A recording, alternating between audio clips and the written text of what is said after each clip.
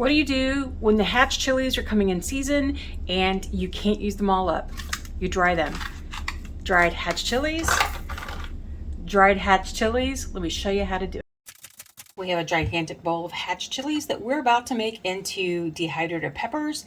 So let's get started on how to do this.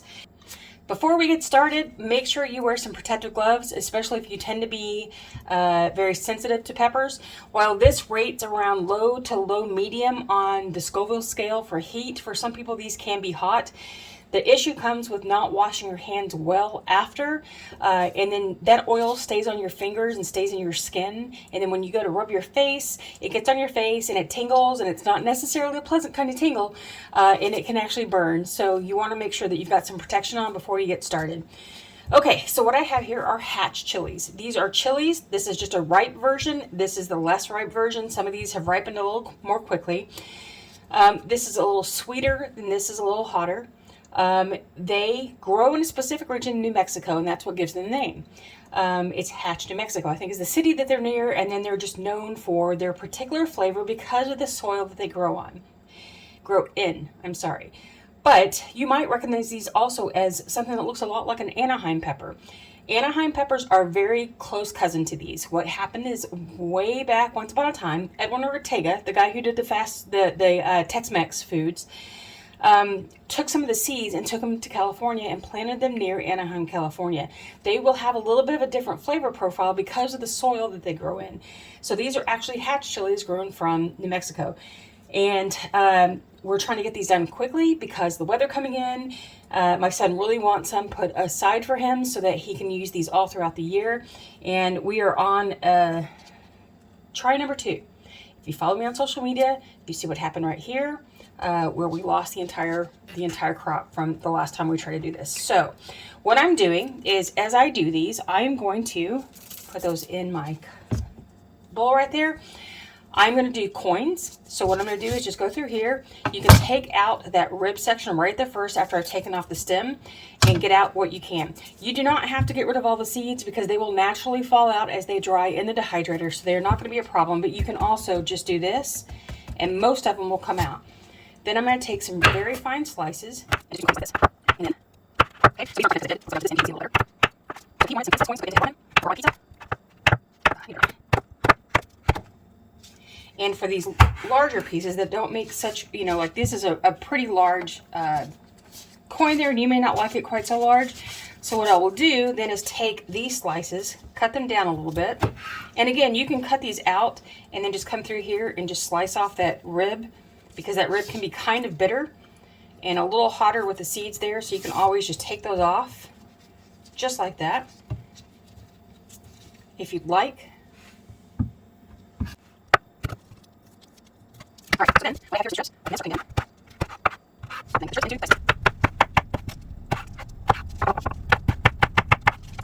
All right, so that's how you can do it both ways, dices or coins. You can even do longer strips if you prefer. Now, can you do these on a vegetable chopper where you just put it on the chopper and then you do the clamp down to kind of just make dices out of this? You can. That will work as well. You can also just throw these into your food processor and just rough chop them and not worry about being consistent in size. It will cut down on your time tremendously. You can do that as well. It will work either way. So I'm going to go ahead and process the rest of these. We're going to save some of the very small ones and dry them whole, although they will not be ready by the time this video goes out because they will take quite a few days in the dehydrator to get dry, because this is a thick-skinned pepper. Unlike sweet peppers or bell peppers or jalapenos that have a thinner skin when they're small, these are really thick skin and they will take a very long time to dry whole. But I'm going to do a couple just to have them. But for the most part, these are going to be cut down this way to get ready for drying.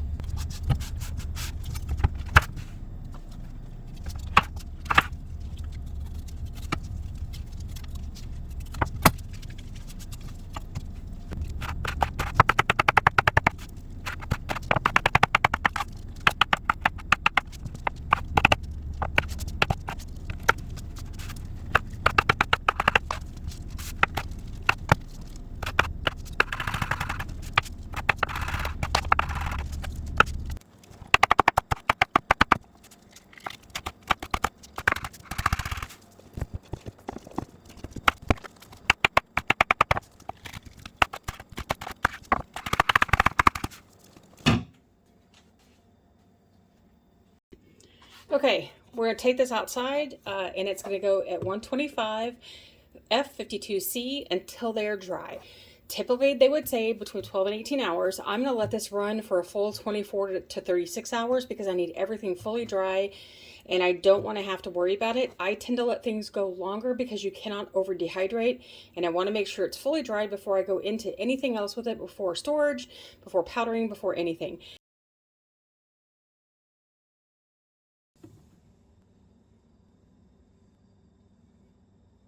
How about a little ASMR?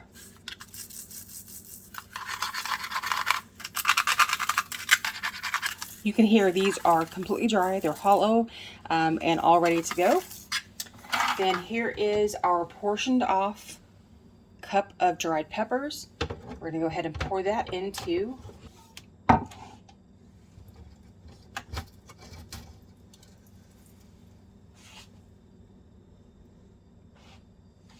are we ready for the mess? Usually I pour this onto a big sheet and then do it, but we're going to do it this way. You can hear this too. The pieces are high pitched when they hit each other. They are completely dry. And I have allowed this to sit for about, I don't know, 10 minutes before I even start messing with them, because you never want to test anything until you've actually allowed it to cool. I'm going to keep this. So this is about, not exact, but it's about a quarter cup. Here. Of course, my quarter cup measurement is dirty at the moment. Okay, so here is, it's about a quarter of a cup. This is a third cup because my quarter cup measurement is missing at the moment. And so this is about a quarter cup. So our conversions, and we're going to use this for food, is 1 cup fresh equals 1/3 cup to 1/4 cup dried. And that variance is just because of the size of what you make and then how much it shrinks down from your start. That equals 1 tablespoon of powder. So when you're making a recipe, that's how you know how much to put in to replace the fresh when you're cooking with it. You don't need fancy recipes on how to how to cook with dehydrated food. Just know that general ratio will help you replace things if you want to convert regular recipes to a meal in a jar, if you want to just toss stuff into your meal and just replace it with some dried goods. That's how you do it. All right, so there's our control. So I just want to show you what these look like. These are my slices. These are the general dices when I just try to cut them down.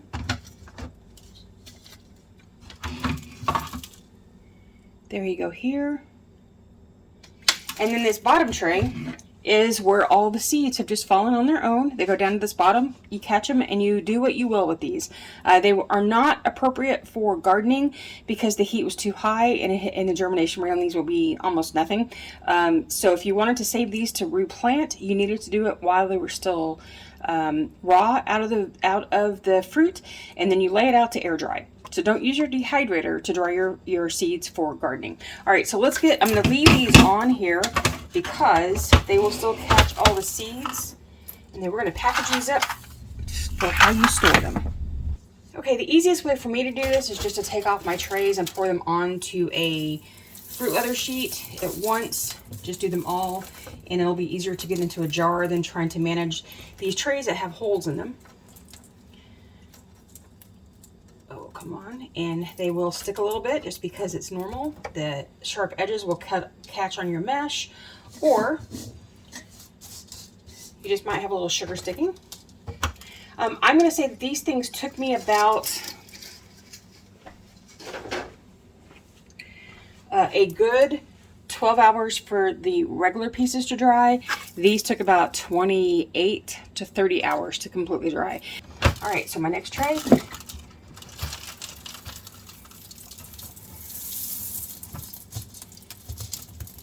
And because these are all going with my son, who's moving out in a couple of weeks, I am not going to worry about the seeds in here because he likes the heat.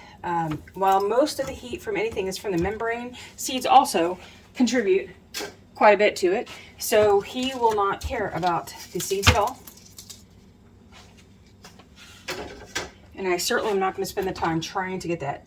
All right, here are the slices. He'll enjoy this every way he can get it.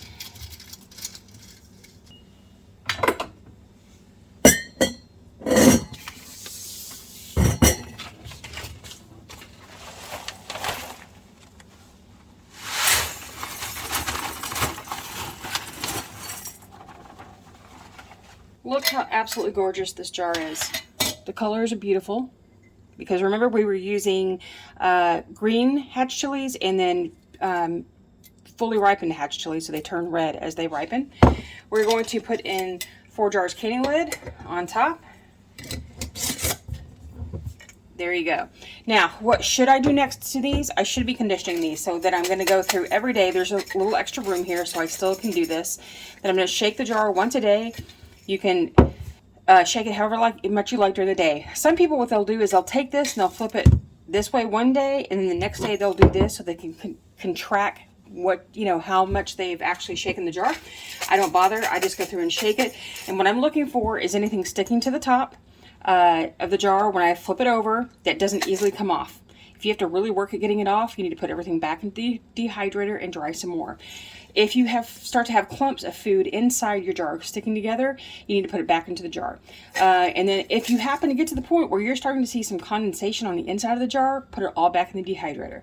If you see mold, throw it all away, because that means that while you can see the mold here, there is also mold forming within the rest of the jar as well. Okay, so you can store it just like this for about a year. I find that, like tomatoes, sometimes peppers don't keep their crispness over time. Even if you use a moisture absorber, even if you use an oxygen absorber, sometimes they just don't keep that. And if you need that crispness, you can just throw it back into the dehydrator and it's fine. All right, so I'm not going to go through and condition this. We're going to pack this away for him as he starts getting ready to go. But what I will do is go ahead and add a moisture absorber. This is never to finish off a project. You should not do this to replace conditioning, but because we're packing and moving things over time, quickly, add a moisture absorber for this. Okay, so let me caution you. Do not use a moisture absorber to replace the act of conditioning. Conditioning is a tool that you use to make sure that you fully dried everything that you have. It is not a part of dehydrating that you have to do, but this is going to save you in case you didn't get things dry enough and they go moldy on your shelf. It's just a way to check everything before you put it away for storage. The only reason I'm doing it this way is because we have a time crunch that we're under. We're packing and then moving things over, and I don't have time to condition this and still be able to do what I need to do. So I know these are dry because they have had days and they've had extra days to dry. So I know they're good and dry. So there we go. We're just going to put our 4 jars canning lid on top. Then we're going to screw this in. Like I said, this is going to be good for about a year. What you can do next is you can go ahead and powder, but he's opted not to powder. So what I would do with hatch chili powder, I would add it to cheeseburger soup to do a hatch cheeseburger soup. You can add it to any kind of sauce that you're doing some kind of Tex-Mex meal. You can add that powder to sauce and it makes a great twist on the flavor versus like doing just like maybe if you were doing an enchilada sauce, you can actually do hatch chili enchilada sauce and it just gives a nice twist of flavor to it. So if you want to see how to do some other peppers, I've got a video right here for you to watch. And until I see you next time, happy dehydrating.